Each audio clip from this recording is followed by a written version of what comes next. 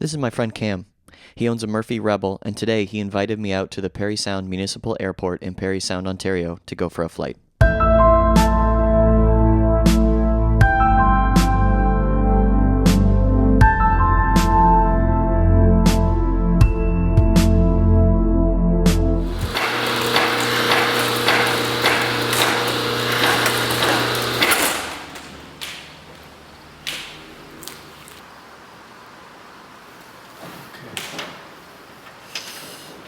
This is a Murphy Rebel. It is a kit airplane that was designed by Daryl Murphy, and the fellow, his last name is Hiscox, who designed the de Havilland Beaver.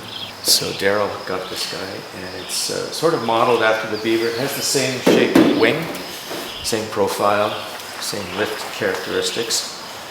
And the idea back in the early 90s when they came up with this idea was to have a light, rugged, versatile two-seater airplane that could, fly in the mountains of British Columbia and go all over. It was easy to build. I took my training mainly in a 152, and to convert over to the tail wheel was a lot of fun, and it's working well for us. The speeds, around 100, 105 miles an hour at an easy cruise. The gas burn is 6.5, 7 gallons, US gallons an hour. So we can go on full tanks about 4 hours range. And the item on the pitot tube was, it's actually a vane for an angle of attack indicator.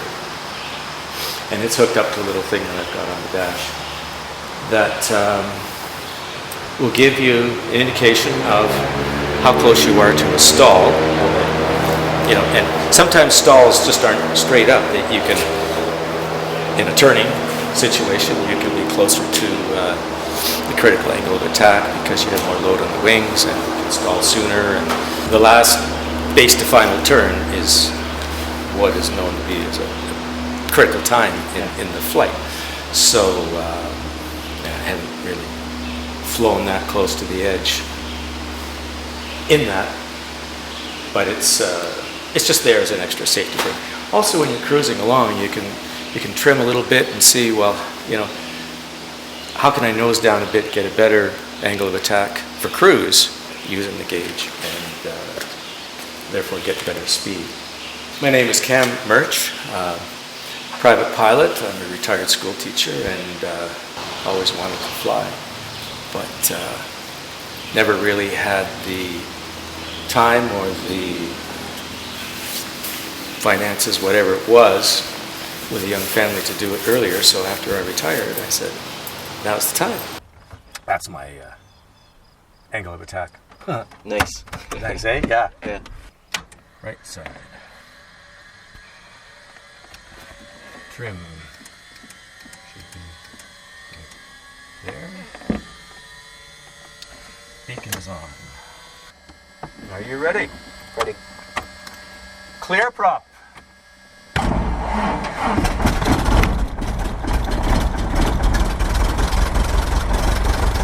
Okay, so this is just look at that.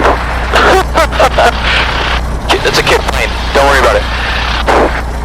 Parry Sound traffic. This is Papa Kilo Echo, crossing the active runway to the west ramp. Parry Sound. I have to apologize for the cockpit audio coming up. This was my first time recording it, and there's lots of room for improvement. I'll get you to step on the brakes. There, on the top part is the brake. Heels up. Oh, yeah. Extra so we don't have a parking brake. We don't have a stall horn either. I'll just yell. That's the stall horn. Parry Sound traffic, Papa Kilo Echo rolling runway 35, Parry Sound.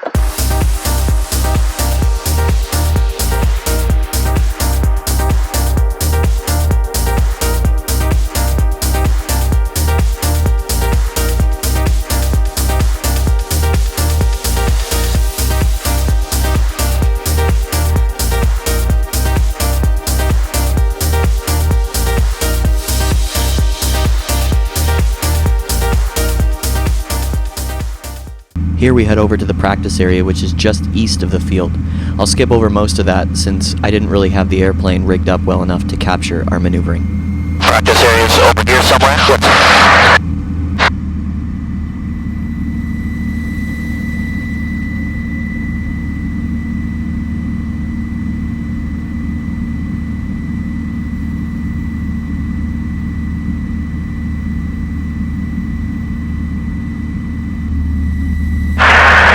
Traffic, this is Papa Kilo Echo over the practice area between Oval and Rockford at 4,200 feet for some maneuvers. Very time traffic.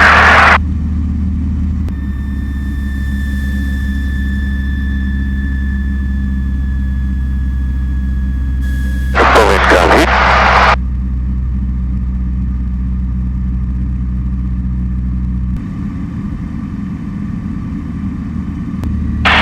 Parry Sound traffic, this is Papa Kilo Echo. Just flying over the town of Parry Sound for some sightseeing at 5,000 feet. Heading northwest. Papa Kilo Echo, Parry Sound traffic. Oh, it's close anyway. The area we live in is beautiful, especially from the air. If you're a traveler and are looking for somewhere to sightsee, I highly recommend paying us a visit. Here we're flying over the Parry Sound Harbor, where there is usually lots of boat and floatplane traffic.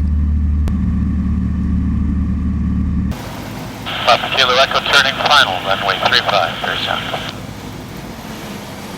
From the harbor, Cam and I headed back to the airport.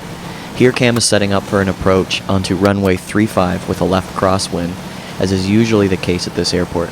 The wind had picked up quite a bit since our departure, and he dealt with some light gusts on final.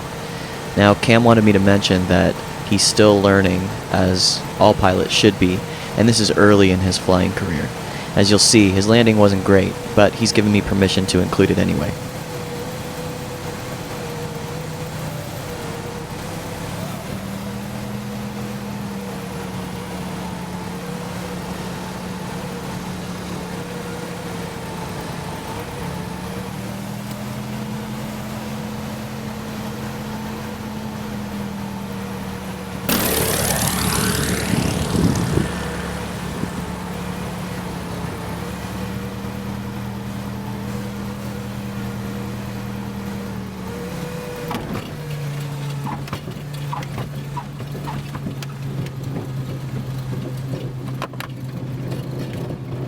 So as you saw just before touchdown, there was a drop as Cam gradually reduced power for ground effect, but we didn't touch. Just after the last gust upward, he moved the tail lower to set up for a 3-point attitude. As the airspeed bleeds off, the airplane drops from about a foot off the ground.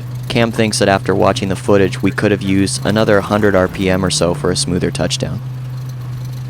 Like I said, he's still learning, so please go easy on us in the comments.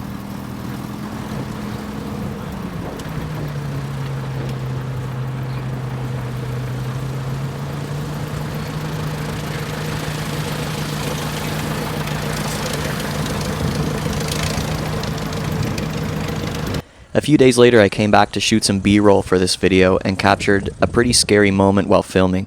As Cam was doing some stop and goes in Papa Kilo Echo, there was quite a bit of air traffic in the area. This included a helicopter that was approaching from the south. As you'll hear, the woman's voice coming from the helicopter isn't very clear, and for Cam it was impossible to distinguish what she was saying from the airplane. That, combined with a blocked communication, created a potentially disastrous situation, and if Cam hadn't been paying attention, it would have ended very badly for everyone. Passing overhead, we're currently 5 to the south. We're passing overhead at 3,000 feet northbound for Sudbury. Okay, let's pause for a minute and take a look at what's happening here. The aircraft you just heard is Guardian 201. He's at 3,000 feet, about 5 miles to the south of the field, and presumably he's been listening in, so he knows he won't interfere with traffic. The first transmission was an R-22 helicopter, inbound for runway 35, and she just announced final, but it's very hard for everyone else to understand what she's saying. From my vantage point, I could see and hear her just south of the field. The next thing you'll hear is Cam announcing that he's backtracking on 35. You'll then hear him say that he's aware of the traffic on Roberts Lake, which is a Cessna 180 on floats directly to the south of the field. The helicopter pilot says that she's coming in for fuel and that she'll stay out of their way as well. There doesn't seem to be a conflict yet since the Cessna pilot tells them he has to do his run-up and will be a few minutes. Cam immediately announces that he'll turn and do another departure for another circuit. At this point, you can hear the helicopter is quite close, and from my vantage point, I can see her hovering to the southeast of the field. Parry Sound traffic, Papa Kilo Echo backtracking, runway 5, Parry Sound. Here's when I start to get a little nervous. You can hear the helicopter approaching from the south. You can also hear the pilot communicating with the lake traffic and Cam, saying she'll stay out of their way. Parry Sound traffic, Papa Kilo Echo's aware of the traffic on the lake just south of the runway, and I will pull off and let you depart. That's what your intention is, Papa Kilo Echo. Copy, James. I'm coming in for fuel, and I'll stay out of your way. I'll see you right. Papa Kilo Echo, it's Julie Papa Yankee, and I'm on the Roberts Lake. Be here for the next couple minutes. I just need to warm up and run up. Be departing northbound over the runway. Okay, Papa Kilo Echo, I'll turn and do a departure for another circuit. There's some traffic, Papa Kilo Echo.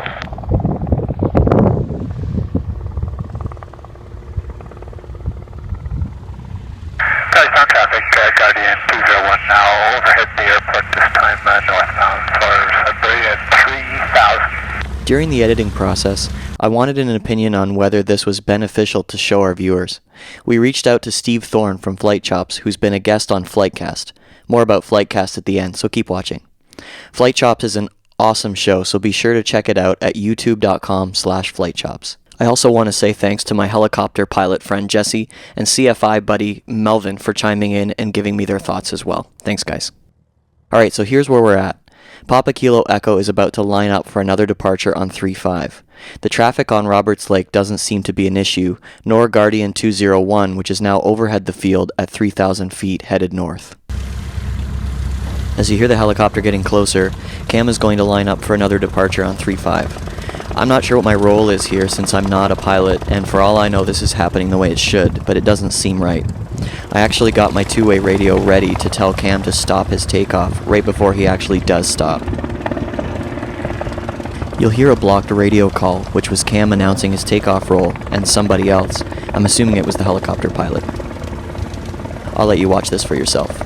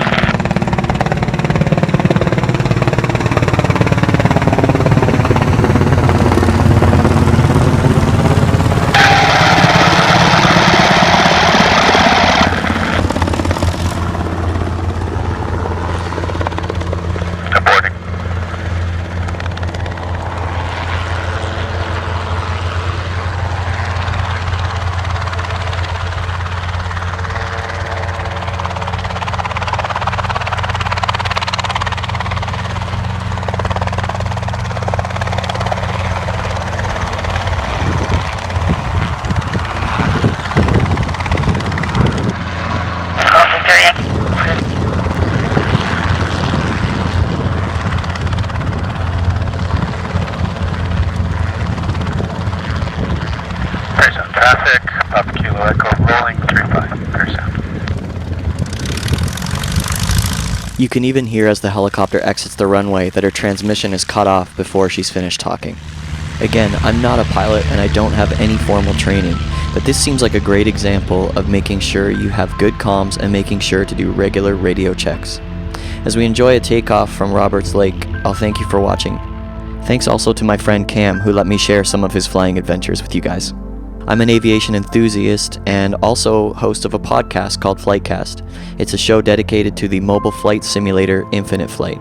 You can check it out at flightcast.audio. So guys, fly safely and happy landings. Parry Sound traffic, Julie Papa Yankee off the water, Roberts Lake 1000 for 1600. turning north west.